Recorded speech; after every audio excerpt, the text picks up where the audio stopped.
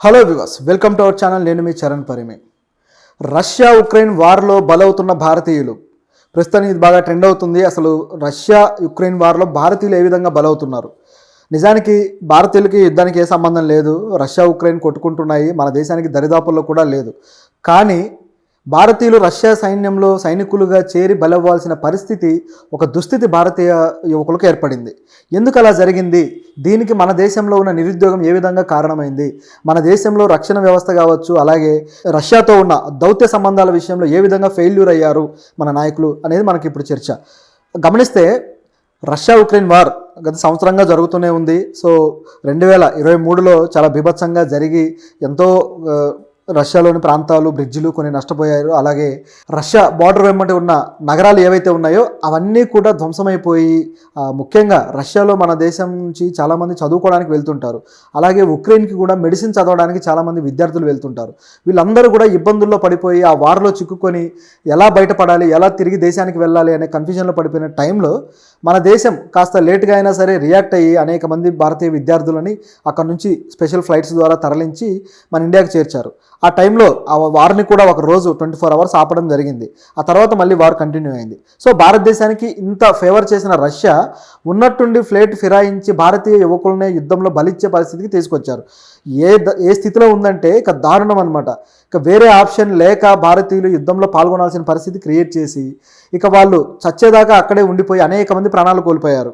So ఇందులో అసలు ఎలా జరిగింది ఏంటి అనేది చూస్తే దీనికి కారణం మొట్టమొదట మన భారతదేశంలో ఉన్న ఏజెంట్స్ ఎవరైతే రష్యాకి మన భారతదేశం నుంచి వ్యక్తులను పంపిస్తున్నారో వాళ్ళే దీనికి కారణమయ్యారు. అయితే వీళ్ళలో చాలామంది అఫీషియల్గా వెళ్తున్న వాళ్ళు కాదు, అన్అఫీషియల్గా అక్రమంగా వెళ్తున్న వాళ్ళే. అంటే పక్క దేశాలకు వెళ్ళాలి, ఏదో ఒక బతుకు తెరువు చూసుకోవాలి, ఏదో ఒక పని, క్లీనింగ్ పని కావచ్చు, శానిటేషన్ పనులు, అలాగే డ్రైవర్ పనులు కావచ్చు, లేకపోతే తోటమాన్ పనులు కావచ్చు, ఏ పని దొరికితే ఆ పని చేయడానికి రెడీ అయ్యి అక్కడికి ఏదో విధంగా వెళ్ళాలి, డాలర్లు సంపాదించాలనే కలలతోటి ఇక్కడ ఉన్న నిరుద్యోగులు అటువైపు బయలుదేరారు. వెళ్ళిన తర్వాత వాళ్ళ పాస్పోర్ట్లు లాగేసుకొని వాళ్ళని ఇబ్బంది పెట్టి చివరికి యుద్ధంలో చేరుస్తున్నారనమాట. రవి మౌన్స్ అనే ఒక వ్యక్తి రష్యాకి ఒక డ్రైవర్ ఉద్యోగం దొరుకుతుంది, సరే డ్రైవర్గా ఆపర్చునిటీస్ ఉన్నాయని తెలిసి అతను ఏజెంట్ మాటలు నమ్మి అతనికి డబ్బులు సమర్పించుకొని బయలుదేరాడు. దాదాపు 11.5 లక్షలు ఏజెంట్కి ఇచ్చాడు. రష్యా వెళ్ళిన తర్వాత అక్కడ అతని పాస్పోర్ట్ లాగేసుకున్నారు. సో అతని చూపించడానికి వేరే ఆధారం కూడా లేకుండా పోయింది. దాంతో పోలీసులకు చిక్కాడు. సో ఇక ఏం చేయాలి అనే పరిస్థితుల్లో శిక్ష వేస్తే 10 సంవత్సరాలు రష్యాలో జైల్లో ఉండాలి. సో 10 సంవత్సరాలు జైలా, లేకపోతే వెళ్ళి వార్లో పోరాడతావా? సో ఇది పరిస్థితి. దాంతో అతన్ని ఇక వేరే ఆప్షన్ లేక వార్లో జాయిన్ అయ్యి ఆ సైనికులతో పాటు తాను కూడా సైనిక దుస్తులు ధరించి పోరాడాల్సిన పరిస్థితి. అంటే పూర్తిగా గన్ ఫైరింగ్ అనే కాదు, సో మిగతా పనులు కూడా ఏదైతే పారామిలిటరీ వర్క్స్ ఉంటాయో ఈ వర్క్స్ కూడా చేయాల్సిన పరిస్థితుల్లో కొంతమందిని తీసుకుంటున్నారు. అయితే ఎట్లయినా ప్రాణాంతకమైన పరిస్థితి అది. కోరి అక్కడికి వెళ్ళరు కదా ఎవరు. ట్రైన్డ్ సోల్జర్స్ యుద్ధాలు చేయడం వేరు, మనలాంటి సామాన్యులు యుద్ధ రంగంలోకి వెళ్ళి నిలబడడం వేరు. చాలా తేడా ఉంటుంది. అంటే మనల్ని మనం ఎలా రెస్క్యూ చేసుకోవాలి, ఎలా కాపాడుకోవాలనే పరిస్థితి, ఆ టెక్నిక్స్ కూడా మనకు తెలియని పరిస్థితి ఉంటుంది. ఇలాంటి టైంలో వాళ్ళతోటి నెలల తరబడి పోరాడుతూ వస్తున్నారు. సో ఈ వార్లో అనేక మంది చనిపోయారు. ఈ రవి అనే వ్యక్తి ఇక తిరిగి రాలేక అక్కడే ఆగిపోయి వార్లో బలయ్యాడు. దాంతోపాటు కర్ణాటకకు చెందిన మరొక వ్యక్తి, సో ముస్లిమ్స్, అతని పేరు షేక్ షరీఫ్, అలాగే అతని స్నేహితులు, సో వీళ్ళు కూడా ఇట్లా ఈ వార్లో చిక్కుకొని వాళ్ళు కూడా ఉద్యోగాల కోసం వెళ్ళారు. ఇక్కడ ఉద్యోగాలు దొరకట్లేదని వెళ్ళిన తర్వాత వాళ్ళను కూడా అదేవిధంగా పాస్పోర్ట్స్ లాగేసుకొని ఈ వార్లోకి తరలించడం జరిగింది. వాళ్ళు చనిపోయారు. దీంతో మరో కొంతమంది అయితే హర్యానాకు చెందిన మరో వ్యక్తి, అతను బెలారస్కి వెళ్ళాలి, బెలారస్లో ఉద్యోగాలు ఉన్నాయని చెప్పేసి అటువైపు ఏజెంట్ అతన్ని పంపించడానికి ప్రయత్నం చేశాడు. అయితే బెలారస్కి పంపించకుండా మధ్యలో వదిలేశాడు. బెలారస్ రష్యా పక్కనే ఉంటుంది.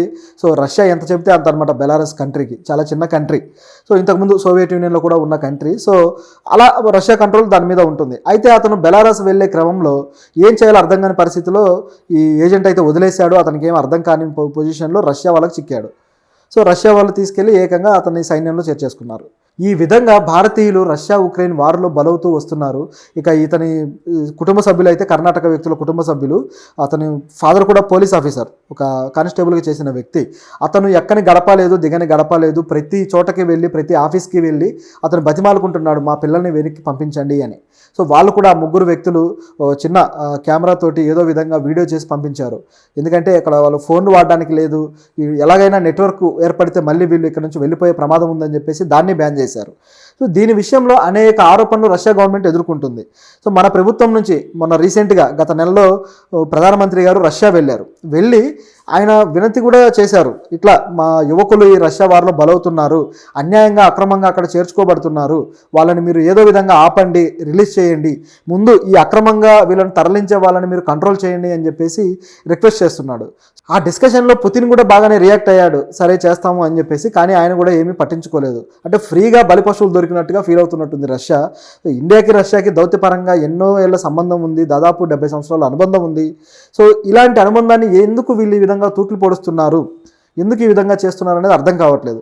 మన ప్రభుత్వం కూడా సీరియస్గా వీళ్ళ మీద దృష్టి సారించి ఒక కమిటీ వేసి మన ఎంబసీతో కమ్యూనికేట్ చేసి వాళ్ళని వెనక్కి తెచ్చే ప్రయత్నం అయితే చేయట్లేదు.